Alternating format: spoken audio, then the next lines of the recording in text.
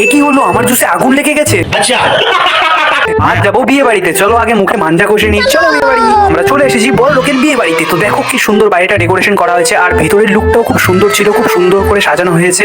তারপর এখানে এসে আমি খেলাম এই ধোয়া ওঠা জায়গা থেকে ধোয়া ওঠা জুস। তো এই জুস দিয়ে ভালো মতন গলা ঠান্ডা করে তারপর এখান থেকে নিয়েছিলাম এই পনির পকোড়া, আর এখানে চলে গেলাম ফুচকা স্টলে, আর এখান থেকে দই ফুচকা নিয়ে খেলাম, আর এই দই ফুচকাটা খুবই সুস্বাদু ছিল। পরবর্তীতে খেলাম এই দেশি চিকেন কাবাব, আর এটার পর খেলাম এই আইসক্রিমটা। এদিকে আমি আইসক্রিম খেতে খেতে দেখছি কুমার শানু স্টেজে উঠে গান করছে এখানে।